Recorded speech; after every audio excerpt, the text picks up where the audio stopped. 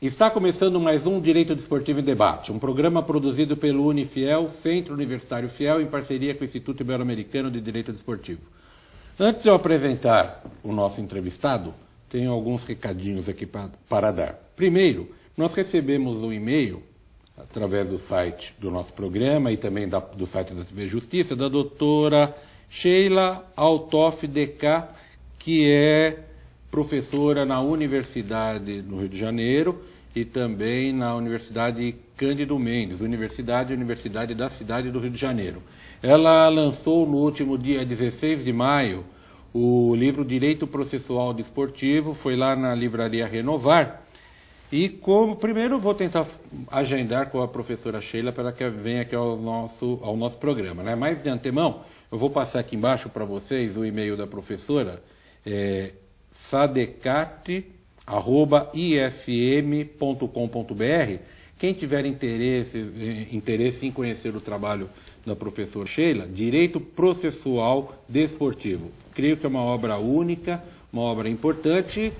Entre em contato com a professora. E você que é do Rio de Janeiro, pode encontrar o livro, né, aqui de Livraria Renovar, ou creio que nas outras livrarias também aí da cidade maravilhosa. Falando em Rio de Janeiro, falando em cidade maravilhosa, hoje nós estamos recebendo um carioca.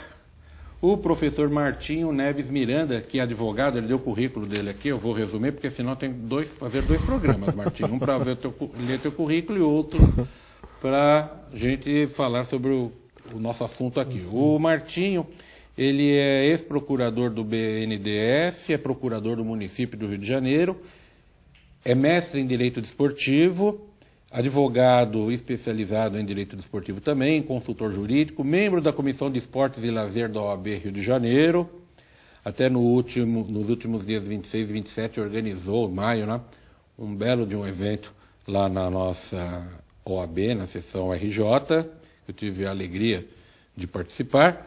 É presidente do Tribunal de Justiça Desportiva do Atletismo do Estado do Rio, ex-coordenador jurídico da candidatura do Rio aos Jogos Pan-Americanos. Pô, você não é fraco não, hein? Nossa! E também, acho que é nessa daqui, essa aqui. Então tá aqui, ó. Ele lançou recentemente esse livro, né? Olha, hoje estamos falando só da produção científica dos amigos cariocas, do direito no desporto. Editora Lumen Juris, né? Exato. E é isso. Então vejo que hoje o nosso programa aqui está bem carioca, né? Abri falando do Rio. Ah, Martinho, antes de te dar a palavra, quero fazer um outro comunicado para você de casa. No mês de julho, nós pretendemos reprisar alguns programas que nós passamos neste primeiro semestre. Então você de casa, mande um e-mail para cá, aquele programa que você mais gostou. Por exemplo, nós tivemos programas aí em 2 tempos, até em 4 semanas. Mande seu e-mail para desportivo@iidd.com.br e diga, ora, eu quero rever o programa tal. É igual um tal de Intercine que tem por aí, né? Agora sim, Martinho, muito obrigado por você ter se deslocado do Rio para São Paulo para vir participar aqui do nosso programa. Eu que agradeço pelo convite e me sinto muito honrado de estar aqui. Martinho, então vamos começar falando do teu livro, né? O Direito no Desporto.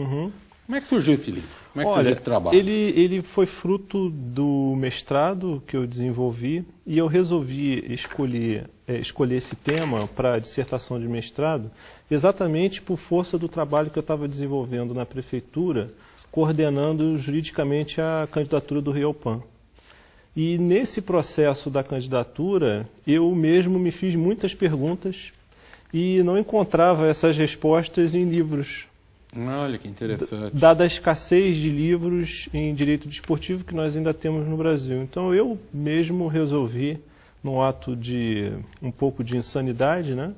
Quem foi teu orientador? O meu orientador é o professor Regis Fischner, que inclusive atualmente é o secretário-chefe do Gabinete Civil do Governo do Estado. Poxa, então no Rio de Janeiro, prefácio do Dr. Carlos Arthur Nussmann. E porque no processo de candidatura, várias dúvidas surgiram, né? E várias inquietações jurídicas surgiram na minha mente e eu resolvi tentar dar essa contribuição escrevendo essa obra. Eu já conheci esse trabalho, mostrar mais uma vez para o nosso público, para quem tiver interesse. Então vejo que é um trabalho sério, que é uma dissertação de mestrado, dissertação de mestrado, quem compôs sua banca de defesa, Martim? Nós tivemos um professor da UERJ, e 2 professores da UERJ e o meu orientador, que foi o professor Regis Fischer. Muito bem. E o interessante é que eu resolvi, então, não apenas fazer um apanhado da legislação no Brasil, mas também do direito comparado. Isso eu vi. Não. Eu já conheci o livro, né? Eu adquiri seu livro há questão de uns 2 meses, né? Quando nós vimos em Florianópolis.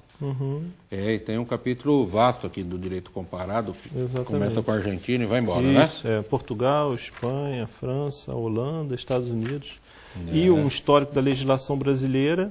Você fala aqui do caso Bosman, para quem gosta de revisitar esse tema, que eu já estou até cansado. Eu estudei também muito isso né? na época em que ele saiu, porque minha tese de doutorado foi em 96 e eu defendi em 97. Então estava no auge. O caso dele estourou em 95. Então, 95. Você vê, eu trabalhei com esse...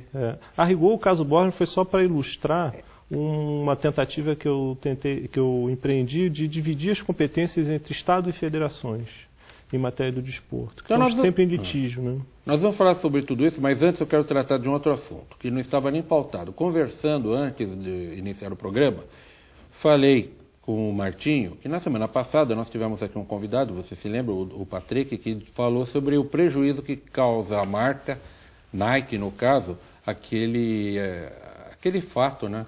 Com o atleta Ronaldo Nazário, né? Que agora é o Ronaldão, tem o Ronaldinho. E para minha surpresa, o Martinho discorda. Então, eu falei, vamos repercutir esse assunto. Você acha que a Nike não poderia, por exemplo, requerer uma rescisão de contrato em razão do que ocorreu com o Ronaldo? Aquele fato de que ele teria estado num motel lá, humilde, um motel mais simples, na Barra, né?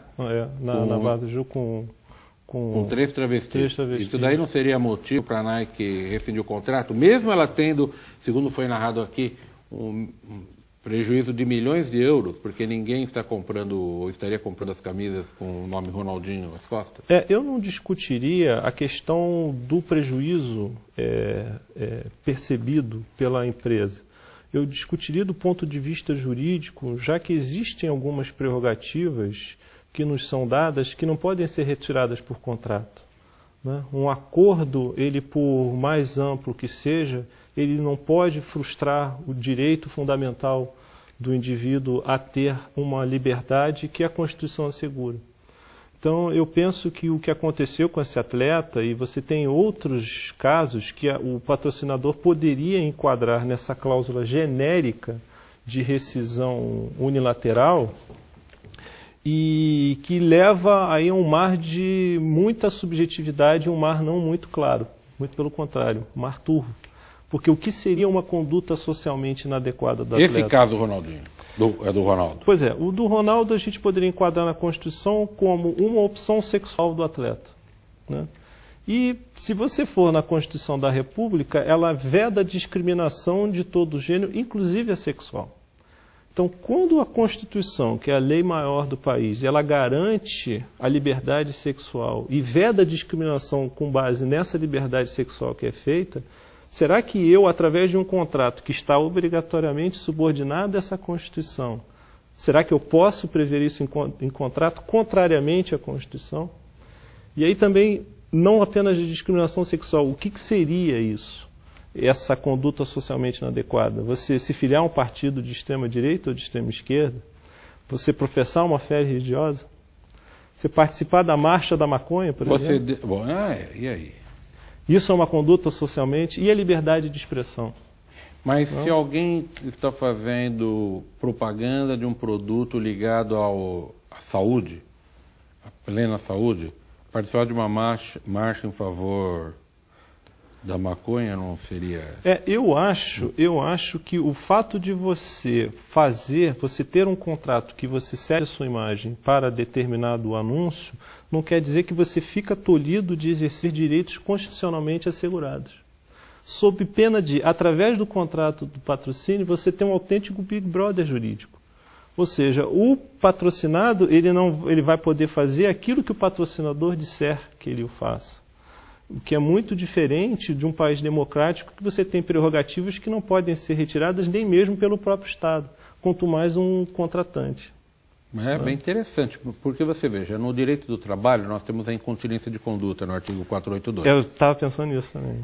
E o empregador pode mandar embora. Por exemplo, um empregado que é professor num colégio religioso, digamos um colégio católico, e o professor é encontrado na mesma situação que o Ronaldo, ele poderia ser despedido até. Sim, mas aí o senhor lembrou bem, existe uma previsão legislativa nesse sentido.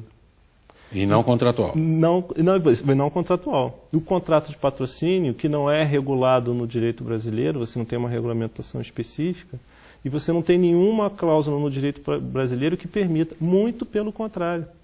Porque o Código Civil, lá no artigo 122, ele vai dizer que é proibida a denominada cláusula potestativa pura, que é aquela que condiciona a continuidade de um negócio jurídico ao livre-arbítrio de uma das partes. Ou seja, eu rescindo o contrato se eu quiser. Isso é vedado em direito. Então, a previsão que existe, ao invés de ser a favor, é contra esse tipo de... E o prejuízo que a empresa poder sofrer? Eu acho que isso é da área do negócio. Né? Você não pode exigir um resultado com o contrato de patrocínio. O patrocinador, quando ele patrocina determinada pessoa ou atividade, ele sabe dos ônus desse patrocínio. O que acontece é que, se você imputar isso a outra parte, você está dividindo com o patrocinado os riscos do negócio. E aí o contrato, ao invés de ser comutativo, ele passa a ser aleatório. Olha, mas muito interessante o seu posicionamento, por isso que a gente até mudou a nossa pauta aqui do assunto, que eu disse para o Martinho, não, isso a gente vai ter que conversar, porque está indo contra tudo que estão falando por aí, escrevendo, e foi dito aqui a semana passada. Eu penso que, às vezes, nós somos levados um pouco pelos acontecimentos e um pouco pelo clamor popular, e há certas prerrogativas que nós não podemos abrir mão, sob pena de nós abrirmos uma porta para que tudo aquilo que o atleta vier a fazer possa ser considerado uma conduta socialmente inadequada e romper, e ter esse contrato como rompido. Poxa, então você acabou de arrumar uma saída para o Ronaldo caso ele venha a perder esses milhões de dólares. Martim...